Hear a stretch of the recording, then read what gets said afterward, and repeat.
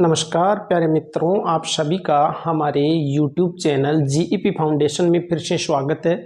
जैसा कि आप सभी को पता है कि हमने राजस्थान कर्मचारी चयन आयोग बोर्ड और आरपीएससी राजस्थान लोक सेवा आयोग की संपूर्ण भर्तियों की तैयारी के लिए आपकी सुविधा अनुसार चैनल का शुभारंभ किया है और इसी क्रम में लगातार आपकी क्लासें हो रही है।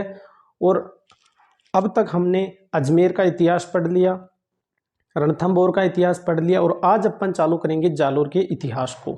उससे पहले मैं आपको एक कुछ खबरी बता देता हूं कि आज राजस्थान कर्मचारी चयन बोर्ड ने ग्राम विकास अधिकारी के पदों में बढ़ोतरी करते हुए पदों को लगभग 54,0400 पदों पर भर्ती के लिए विज्ञप्ति संशोधित करके पुनः जारी की है। तो दोस्तों लगे रहिए अपनी तैयारी में, क्योंकि कल गहलोत सरकार ने बजट पास किया था, उसमें एक खुशखबरी और आई थी।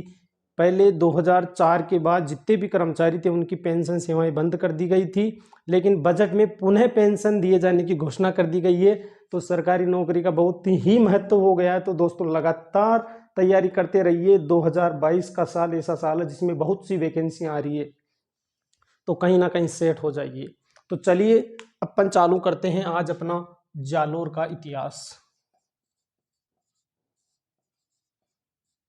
जालोर का इतिहास। अब तक अपन ने अजमेर का इतिहास पढ़ लिया, उसके बाद हमने रणथंभौर के इतिहास को देख लिया और उसी क्रम में आगे बढ़ते हुए हम चलेंगे जालोर के इतिहास में, क्योंकि यहाँ पर जिस राजवंश ने शासन किया था वो और कोई नहीं, चौहान वंश ही था। तो जालोर के इतिहास को पढ़ने से पहले मैं आपको बता दूं कि जालोर का प्राचीन नाम क्या था? जाबालीपुर।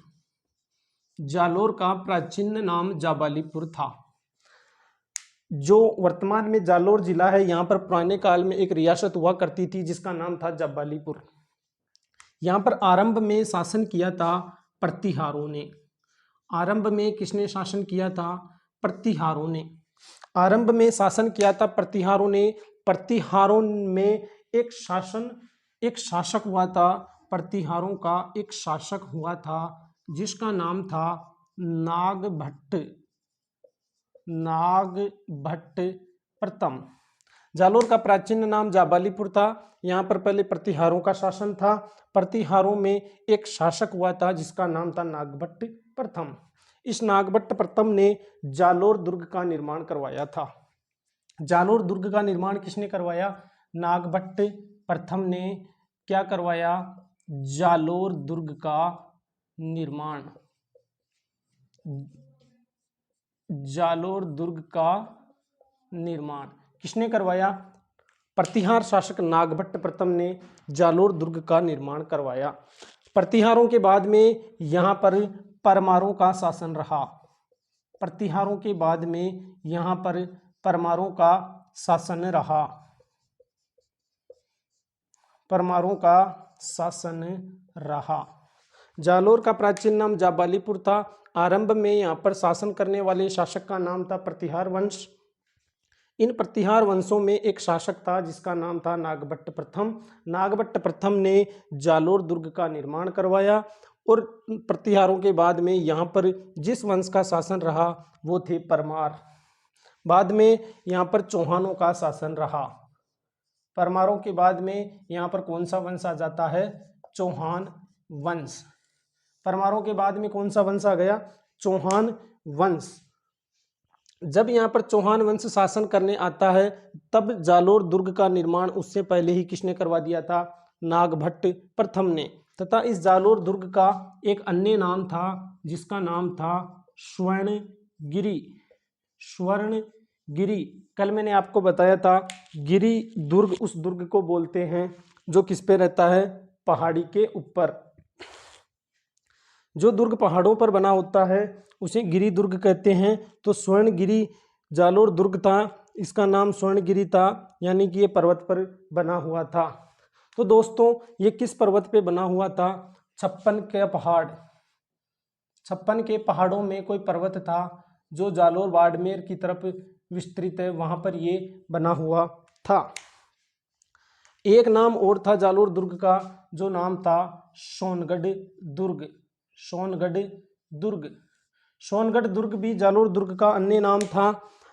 अतः यहाँ पर चौहान वंश शासन करने आते हैं, तो इस दुर्ग के नाम से इन चौहानों का नाम क्या पड़ गया? सोनगरा चौहान। सोनगरा चौहान। अतः जालोर में कौन सी वंश ने शासन किया था? सोनगरा चौहानों ने जालोर में शासन किया था। यहाँ तक का आप नोट कर लीजिए। एक बार मैं इसको आपको वापस रिपीट करवा देता हूँ। जालोर का इतिहास। जालोर का प्राचीन नाम था जाबालीपुर। जालोर का प्राचीन नाम था जाबालीपुर। आरंभ में शासन किया था प्रतिहारों ने। प्रतिहारों में एक शासक था जिसका नाम था नागभट्ट प्रथम, जिसने जालोर दुर्ग का निर्माण करवाया। जालोर दुर्ग का निर्माण करवाया। बाद में शासन किया यहाँ पर परमारों ने, और परमारों के बाद में आए चौहान, जो क्या कहलाए? सोनगरा। क्यों कहलाए? जालोर दुर्ग का एक अन्य नाम सोनगढ़ दुर्ग भी था। सोनगढ़ दुर्ग में ये शासन करते हैं, इसीलिए इनको क्या कहा गया? सोनगरा चौहान। इसी दुर्ग का एक अन्य नाम था सोनगिरी दुर्ग। स्क्रीनशॉट ले लीजिए।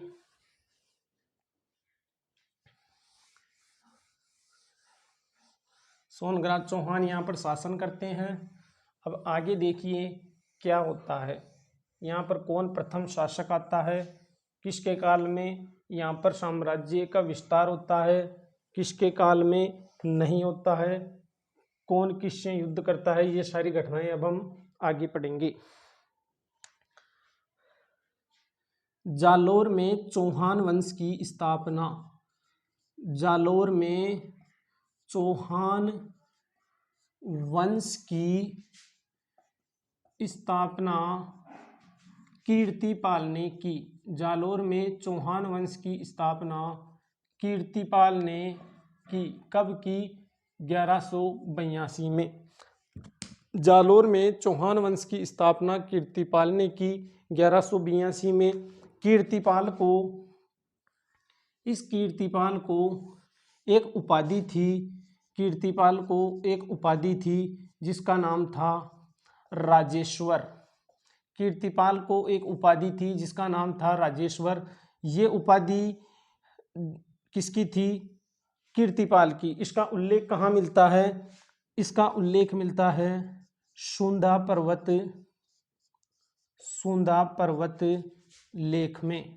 सुंदा पर्वत लेख में कीर्तिपाल को उपाधि थी राजेश्वर की। इसके प्रमाण कहाँ से मिलते हैं? सुंदा पर्वत लेख से। सुंदा पर्वत लेख से।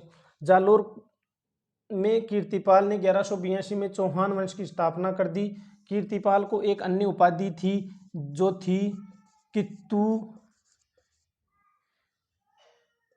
कित्तू एक महान राजा। कित्तू एक महान राजा। कित्तू एक महान राजा उपाधि किसने दी थी? मुहणोत नैणसी ने। मुहणोत नैणसी ने। जालोर में चौहान वंश की स्थापना 1182 में कीर्तिपाल ने की। कीर्तिपाल को एक उपाधि थी कित्तू एक महान राजा। ये उपाधि किसने दी थी? मुहणोत नैणसी ने। मुहणोत नैणसी कौन था? मुहणोत नैणसी जोधपुर के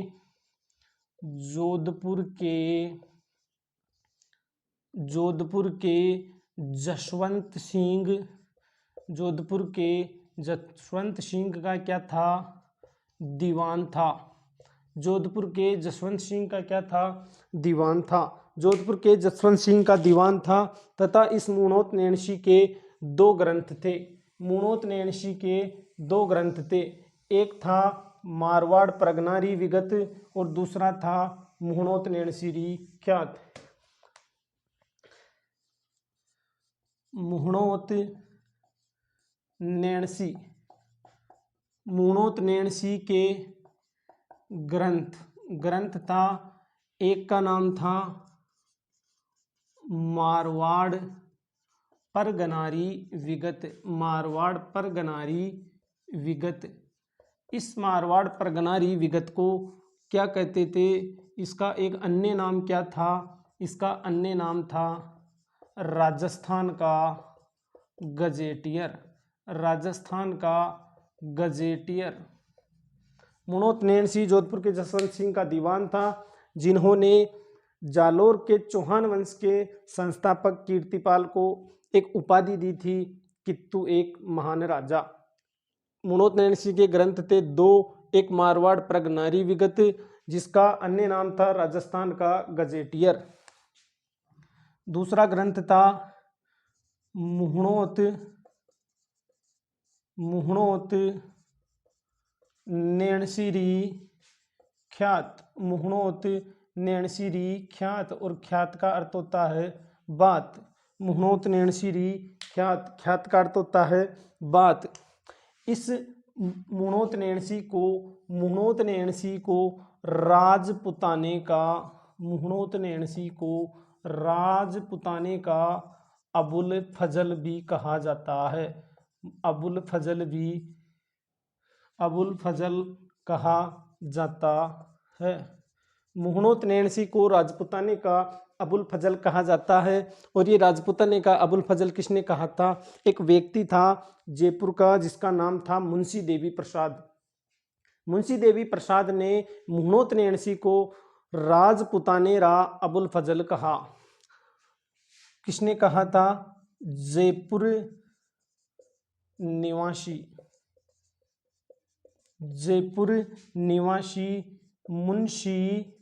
मुंशी देवी प्रसाद ने मुहणोत नैणसी को राजपुताने रा अबुल फजल कहा।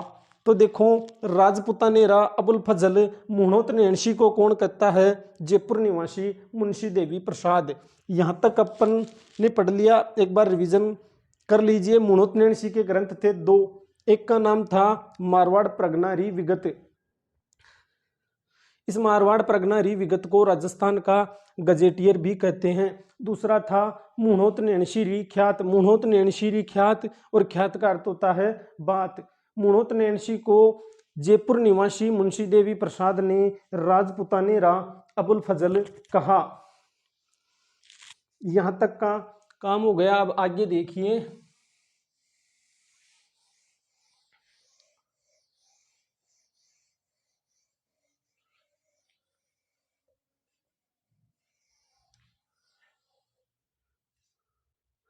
अब यहाँ के वंश, सोनगरा चौहान वंश था। जालोर में कौन सा वंश था? सोनगरा चौहान वंश। सोनगरा चौहान वंश थे, और इनके कौन कौन से शासक हुए, कौन कौन कब कब आया? तो देखिए, इनमें एक सबसे महत्वपूर्ण शासक और सबसे शक्तिशाली शासक एक ही हुआ था। हम केवल डिटेल से उसी को पढ़ेंगे, बाकी को अपन देख लेते हैं कब कब कौन आया, किसके पहले कौन था, उसके बाद कौन था। ये चीजें एक बार मोटे रूप से देख लेते हैं।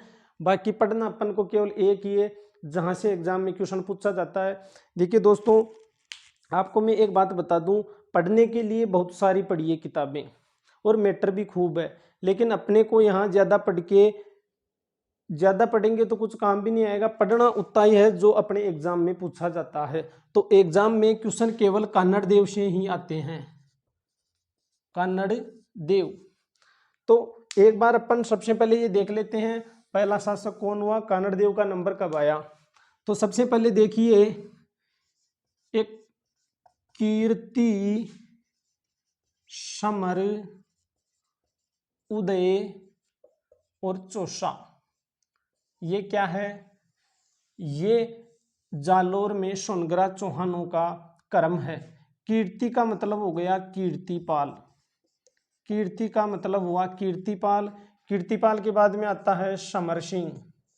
कीर्तिपाल के बाद में कौन आता है? समर सिंह। समर सिंह के बाद में आता है उदय सिंह। समर सिंह के बाद में आता है उदय सिंह। उदय सिंह के बाद में आता है चोचिंग देव। उदय सिंह के बाद में आता है चोचिंग देव, और चोचिंग देव के बाद में आता है सामंत सिंह।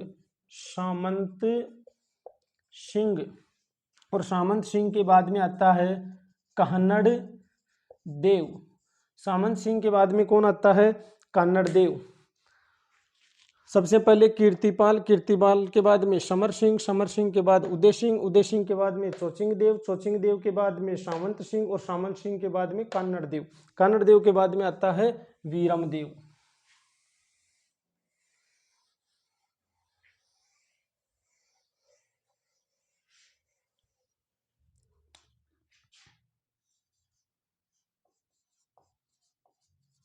जालोर का सबसे शक्तिशाली शासक, जालोर का सबसे शक्तिशाली शासक, सबसे शक्तिशाली शासक था, उसका नाम था कान्नड़ देव। सबसे शक्तिशाली शासक कौन था? कान्नड़ देव था। कान्नड़ देव की जानकारी कौन देता है? ग्रंथ। कान्नड़ देव की जानकारी देता है ग्रंथ, और ग्रंथ का नाम क्या था? ग्रंथ का नाम था कन्नड़ देव प्रबंध। ग्रंथ का नाम था कन्नड़ देव प्रबंध, जिसके लेखक कौन थे? जिसके लेखक थे पद्मनाभ, जिसके लेखक थे पद्मनाभ। जालोर का सबसे शक्तिशाली शासक होता है कान्नड़ देव, और कान्नड़ देव की जानकारी देते हैं ग्रंथ। ग्रंथ का नाम था कन्नड़ देव प्रबंध, जिसका लेखक था पद्मनाभ, जिसका लेखक था पद्मनाभ। और एक ग्रंथ और था, वो था जिसका नाम था वीरमदेव सोनगरारी वात। वीरमदेव सोनगरारी वात, वीरमदेव सोनगरा, वीरमदेव सोनगरा की वात। इसका लेखक कौन था? इसका लेखक भी पद्मनाभ था। कन्नड़ देव प्रबंध की जानकारी देता है ग्रंथ। ग्रंथ का नाम था कन्नड़ देव प्रबंध, और दूसरा था वीरमदेव सोनगरारी वात, और दोनों का लेखक कौन था? दोनों का लेखक था पद्मनाभ। धीरे धीरे आप अपने नोट्स बनाते रहिए। मैं कह रहा हूं आप धीरे धीरे पढ़ते हुए वहां तक चले जाएंगे कि आपको कुछ भी बाकी नहीं रहेगा।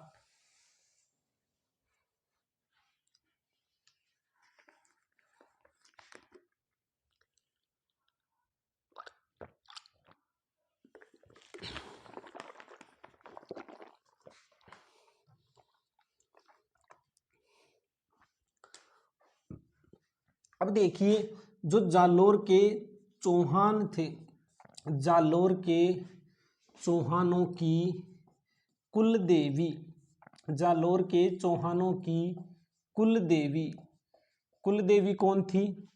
जालोर के चौहानों की कुल देवी थी आशापुरा माता, आशापुरा माता। जालोर के सोनगरा चौहानों की कुल देवी, तो दोस्तों उत्तर रहेगा आशापुरा माता। आशापुरा माता के मंदिर कहाँ कहाँ है? आशापुरा माता के 4 जगह मंदिर बने हुए हैं। पहला मंदिर आता है मोदरा, पहला मंदिर आता है मोदरा, जो कहाँ पड़ता है? जालोर में। एक मंदिर है मोदरा जालोर में। दूसरा मंदिर है नाडोल, नाडोल पाली में। दूसरा मंदिर है नाडोल पाली में। तीसरा मंदिर है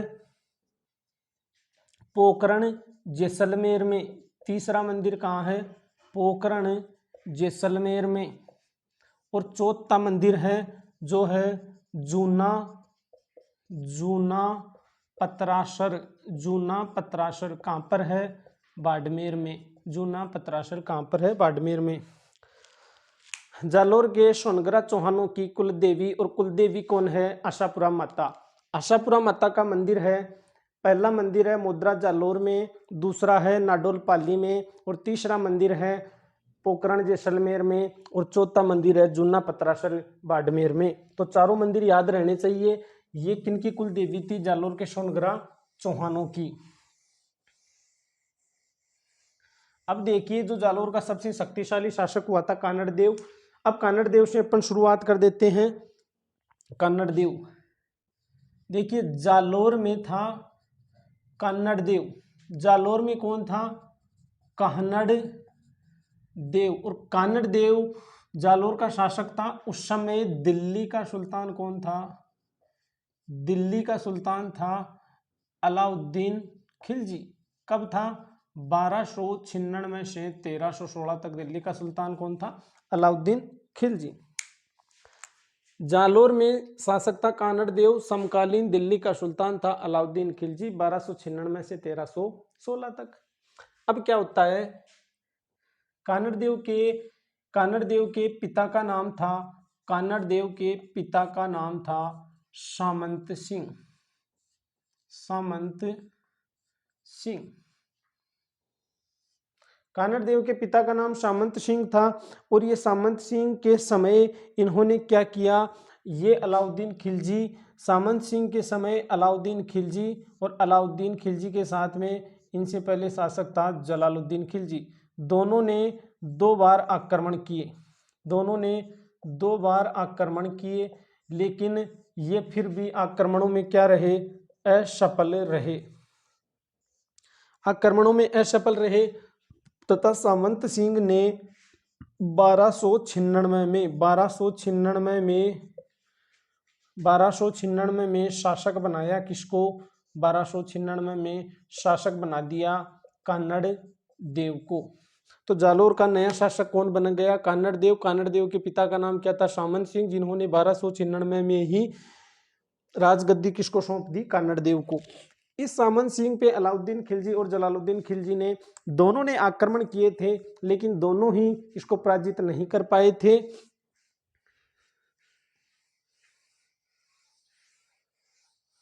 अब ये बार बार जालोर पर आक्रमण क्यों करते थे, इसके पीछे क्या कारण था, इसके पीछे कारण ये था कि जो दिल्ली सल्तनत पर जो शासक करता था वो क्या करता था कि दक्षिण भारत पर आक्रमण करने के लिए, दक्षिण भारत पर आक्रमण करने के लिए जब सैनिक तैयारियां करते थे, अपनी सेना भेजते थे, तो बीच में एक दुर्ग पड़ता था जिसका नाम था जालोर दुर्ग, जिसका नाम क्या था, जालोर दुर्ग। तो जालोर दुर्ग की क्या विशेषता थी कि ये सामरिक दृष्टि से महत्वपूर्ण दुर्ग था, इसीलिए इस दुर्ग को हड़पना चाहते थे, इसीलिए बार बार जालोर पर आक्रमण किया करते थे। तो देखिए जालोर में अब नया शासक कौन बनता है, कानड़ देव, और उधर दिल्ली का शासक कौन है, दिल्ली का सुल्तान है अलाउद्दीन खिलजी। जालोर में है कानड़ देव और इधर दिल्ली में कौन है, दिल्ली में है अलाउद्दीन खिलजी, दिल्ली में कौन है, अलाउद्दीन खिलजी 1296 से 1316 तक।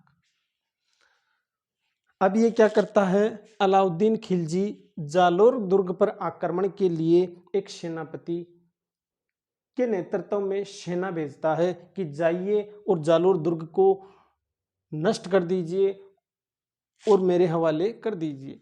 तो क्या होता है कि यहाँ से एक सेनापति भेजता है और सेनापति का क्या नाम था, सेनापति भेजा, अलाउद्दीन खिलजी ने सेनापति भेजा, सेनापति का नाम क्या था, एन उल मुल्क मुल्तानी। जालोर दुर्ग पर आक्रमण के लिए अलाउद्दीन खिलजी ने एक सेनापति भेजा, सेनापति का नाम क्या था, सेनापति का नाम था एन उल मुल्क मुल्तानी। बहुत बड़ा नाम है, आप कैसे भी इसको याद कर सकते हो, एन उल मुल्क मुल्तानी। आया तो था एन उल मुल्क मुल्तानी युद्ध करने, लेकिन कानड़ देव और इसके बीच में क्या हो जाता है, समझौता हो जाता है,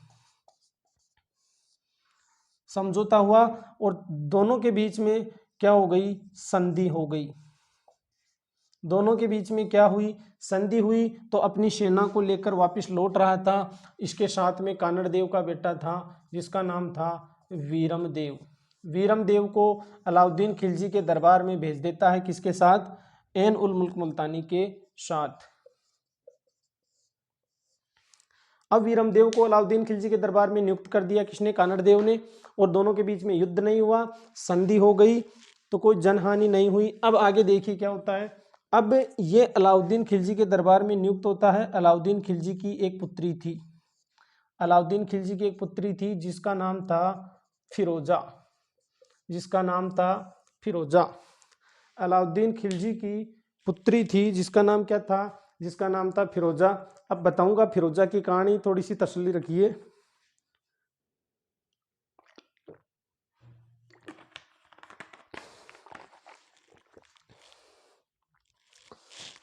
वीरमदेव जालोर के शासक कानड़ देव का बेटा था।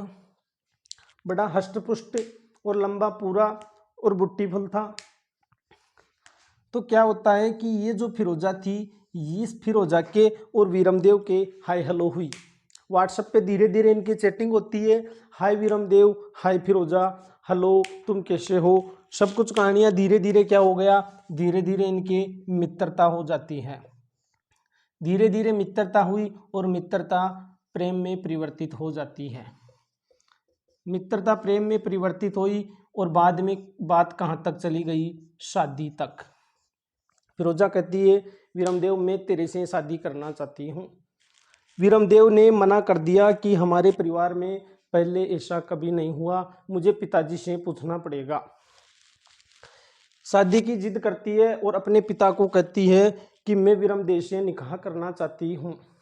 वीरमदेव से निकाह करना चाहती है। अलाउद्दीन खिलजी ने समझाया, मान जा रे छोरी, मान जा, शादी वादी की बातों में कुछ नहीं पड़ा, प्रेम प्रेम में कुछ नहीं पड़ा, छोड़ दे तू। वीरमदेव को नहीं मानी तो अलाउद्दीन खिलजी को हार माननी पड़ी और अपनी पुत्री की जिद पूरी करने के लिए वीरमदेव को कहता है कि हे वीरमदेव तू फिरोजा से शादी कर ले।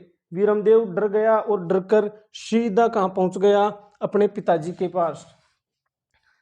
अपने पिताजी के पास कहाँ चला गया, जालोर में। जालोर में जाता तो इसे अलाउद्दीन खिलजी का अपमान हुआ। क्या अलाउद्दीन खिलजी अपने अपमान को सहन कर पाएगा? नहीं। क्यों करेगा? इसीलिए उसने क्या किया कि अपने अपमान का बदला लेने के लिए और अपनी पुत्री फिरोजा की जिद पूरी करने के लिए वीरमदेव को जिंदा पकड़ने के लिए यहां से एक सेना भेजता है। कहां पर? जालोर में। जालोर में सेना भेजता है। तो पहले तो जो इसने अभी सेना भेजी थी वो भेजी थी 1305 में। अब 1308 में सेना भेज रहा है। किसके नेतृत्व में? जालोर में कौन था? जालोर में था कान्नड़ देव और कान्नड़ देव का बेटा वीरमदेव। अलाउद्दीन खिलजी दिल्ली का शासक है 1296 से 1316 तक। अलाउद्दीन खिलजी ने एक सेना भेजी किसके नेतृत्व में? कमालुद्दीन गुर्ग।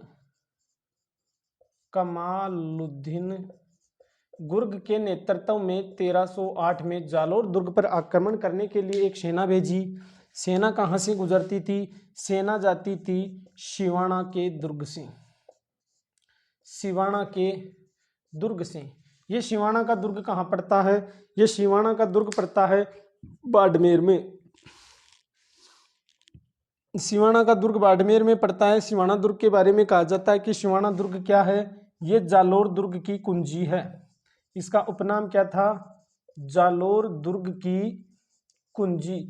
यानी जालोर दुर्ग पर आक्रमण करने से पहले सिवाना दुर्ग को तोड़ना पड़ेगा, अतः जालोर दुर्ग की कुंजी कहते हैं। इसका एक अन्य नाम क्या था?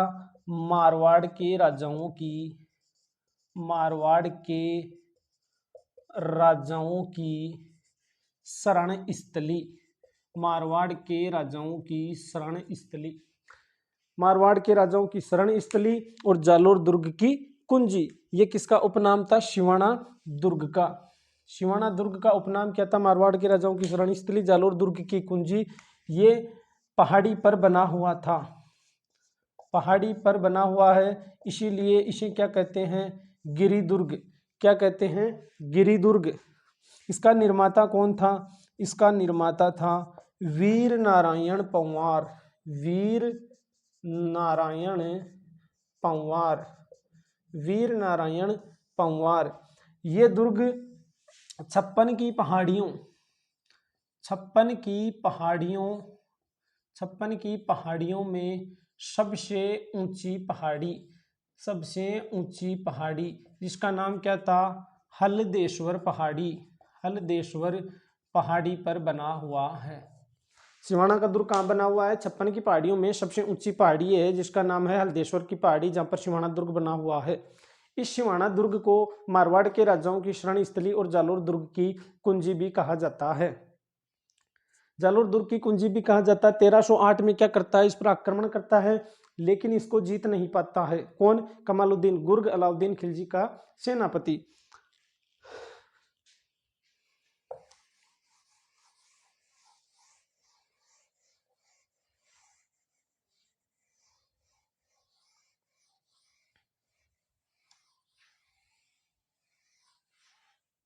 आगे की बातें पढ़ेंगे कल। तो देखिए दोस्तों, मैं आपसे बार बार यही विनती करता हूं कि आप तैयारी रखिए अपनी, फालतू की बातों में कुछ नहीं रखा है। 2022 में जिसकी नौकरी लग गई वो लग गई। सरकार इतनी वैकेंसियां निकाल रही है कि आप कहीं ना कहीं सेट हो ही जाओगी। और तैयारी करने की बात यह है कि अगर आप तैयारी के लग ही गए हो तो तैयारी को तन और मन से कीजिए। देखिए, मैं ये कहना चाहता हूँ कि क्या किसी ने आपको ये कहा है कि आप पढ़ाई कीजिए?